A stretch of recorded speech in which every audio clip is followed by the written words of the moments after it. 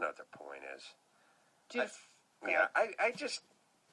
I just heard today that in California that before the economy fell apart, I think it was the top 1% of taxpayers paid for 50% of the taxes that came in here in California, and that's 1% paying for 50%. Not good enough. Not good enough. I understand some people have more than others. That's always going to be there. And we started off this evening talking about the auto show and about how the crazy competition just led to these crazy, crazy cars. And I know sometimes it goes astray, but for the most part, it's the best system we have. And trying to get the top 1% to pay for the bottom 55% or to pay in 55%, that's not the angle to choose. The angle's worrying about what the fuck the other 50% are doing, not what the top who's already paying way more than their fair share is doing. There's something that's come up in this country that didn't used to exist, which is envy. And it's a big issue. And it was understood back in the day, and we are empowering, we're now dealing with the first wave of participation trophy. My own fecal matter doesn't stink. Empowered. I feel so fucking good about myself. Everybody's a winner. There's no losers. We are dealing with the first wave of those fucking assholes. That's who we're dealing with now. Because this has been going on for about 25 years, and we're just starting to get maybe 20 years, and those kids were 8 or 9 years old. And we're getting the first... Is that the millennials? I think that's the name for these I call them the ass douches. That's that colloquially, they're known as the ass douches. No, I saw that on the news. Oh, okay. That's I stand corrected. Yeah, Brian Williams called them the ass douches. Right. Yeah. Bri Hand of God. Hand of God. Hand of God. So what we have, I haven't really broken this down, but I'm going to try now. We created a bunch of fucking self-entitled monsters. Mm-hmm.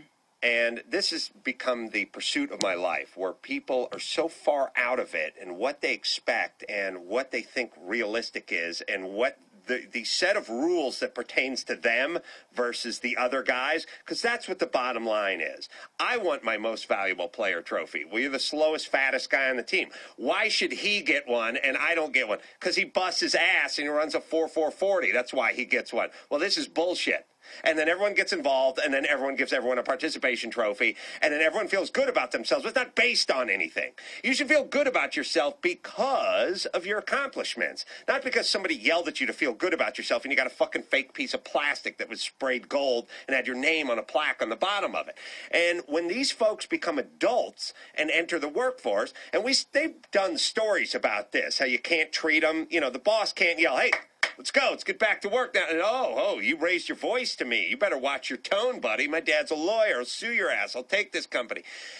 Self-entitled pricks who think the world owes them a living. And now we're getting the first wave of these douchebags. And now they grew up.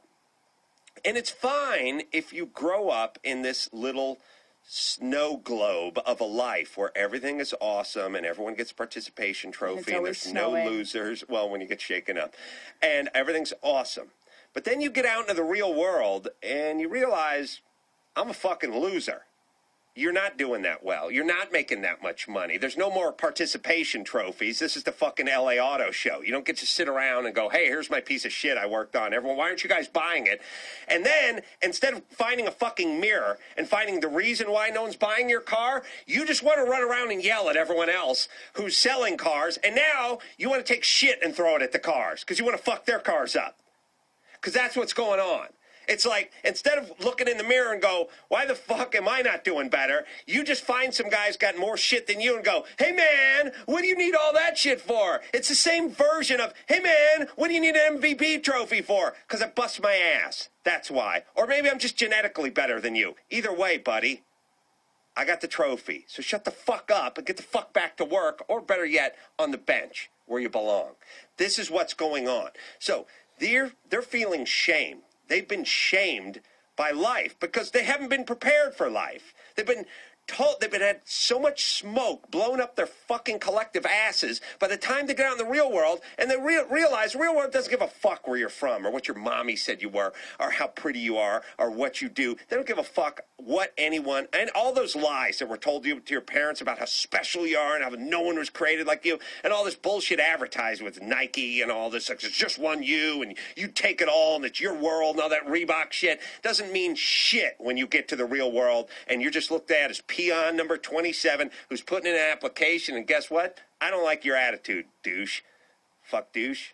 Ass douche. Ass douche. Get your fucking feet off my desk and hit the bricks. I'm not hiring you. Then, now, your plan is to come back and throw a brick at my window. That's your plan. This is what's going on. It's this envy and shame, and there's going to be a lot more of it. Because it used to be, back in the day, father would be walking his son down the sidewalk, and you'd see a guy go by in a Rolls Royce, and the father would say, there goes Mr. Jenkins. Look up to him. That guy works hard. That guy built a company. That guy built an empire. Now look at him. He's got his Rolls Royce. He's driving up the hill. But what do we do now? Now it's like, oh, look at him. Look at him. Does he need that car? Yeah. Why does he need that car? I'm driving a fucking Chevette. Why does he get to drive that fucking car? You know, let's go up there and throw a rock at it. That ain't going to help you get out of the Chevette. Ass douche. That's right. Get the fuck to work. And by the way, parents, society, we are creating a group of self-entitled monsters. Well, let's knock it off. Right. And I'm wondering, all the parents that created this culture of ass douchery, are they the ones who are feeling like, well, I was never told I was special enough? Like, are they overcompensating for their childhood? Because now there's been, like, sort of a few generations that are aware of Dr. Spock and aware that kids have special emotional needs and et cetera. We started, we have these weird swings in raising kids, and they're not very good. I mean, I grew up in the sort of 70s, just free to be me, you and me. Hey, man, if he doesn't want to learn to read, he doesn't have to learn to read. Yeah, just run wild, free range, do your own thing, man. That whole hippie, do your own thing, never fucking panned out. Mm-mm. And the super self-esteem building and just all this bullshit where we have to knock down a Christmas celebration, call it a holiday celebration so we don't offend the one kid whose parents are litigious or whatever. We fucked our society up royally. We've basically taken that one kid and empowered him, and we've got to stop because that's what all this is. It used to be that you looked, I'm not saying you took random rich guys and worshipped at their altar, but you took guys who built something and you said, there's a guy who's accomplished something, not, well, why isn't he paying his fair share? I mean, when did that ever fucking come about? Mm-hmm. That guy paid in millions of dollars last year. You paid in shit and you're pissed at him? Obviously, it doesn't make sense. Obviously, it's not a rational thought. It's shame-driven. And you want to extrapolate this. This is essentially what the terrorists do with us. They see us over here in our hot tubs, driving our big cars around, having our parties, turning on... Dude, big cars with hot tubs. Yeah, stretch limos with hot tubs. Our chicks looking hot, fake boobies Splashing and bikinis and all road. that. And they're like, fuck it, Allah's going to take care of these guys. And then Allah doesn't take care of shit. And then they come down and blow our buildings up. It's this weird... It's not... We think it's about religion or we think it's about, cultures. It's one culture can't live next to another culture that's thriving without getting pissed off, envious, resentful. You then get shamed. And when you get shamed, there's two things you can do with shame. You can be shamed and go, I better get my shit together. Or you can be shamed and go, I'm going to tear that guy's shit down. And that's where we're at now. Mm-hmm. When you feel that shame, get your shit together. Leave my shit alone. Yeah, it's like global sibling rivalry. Thank you. That's what it is. It's old. It's as old as the Bible. That's the news. I'm Allison Rosen.